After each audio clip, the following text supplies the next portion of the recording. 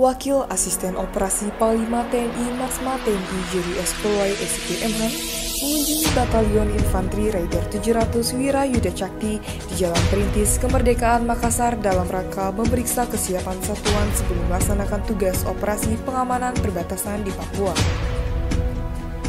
Rangkaian kegiatan kunjungan yang didampingi Waskop Kasat Bidang Siap Ops Brigjen TNI Evi Reza Pahlevi serta dihadiri oleh Kepala Staf Kodam 14 Hasanuddin, Brigjen TNI Edi Muhammad, Irdam 14 Hasanuddin, Brigjen TNI Purbo Prastowo SIPMM, dan Kapoksali Pangdam 14 Hasanuddin, Brigjen TNI Andi Kaharudin, diawali dengan paparan Danionif Raider 700 Wirayuda Sakti selaku dan Satgas, Letkol Infanteri Apriyadi Lijo di ruang kehormatan Mayonif 700 Wirayuda Cakti.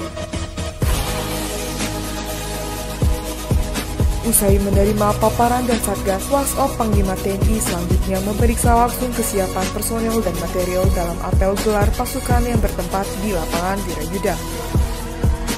Waskop Panglima TNI berpesan kepada seluruh anggota Satgas agar dalam pelaksanaan tugas nanti, prajurit memahami adat istiadat, kebiasaan, dan juga karakteristik dari penduduk di wilayah, serta senantiasa memperhatikan keamanan dan keselamatan personel maupun peralatan dalam setiap pelaksanaan misi.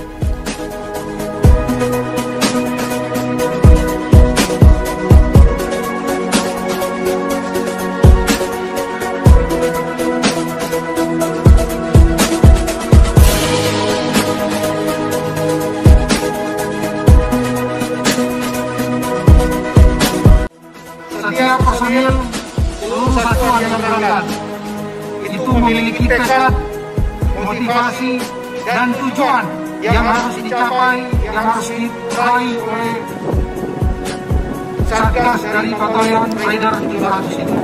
Maka diharapkan setiap personil dan Satgas harus memiliki moral yang tinggi, semangat dan tekad yang kuat, serta melalui tempur dan kewaspadaan yang tinggi.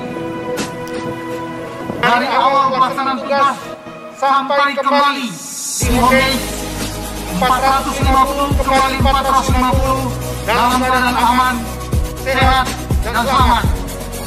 Amin.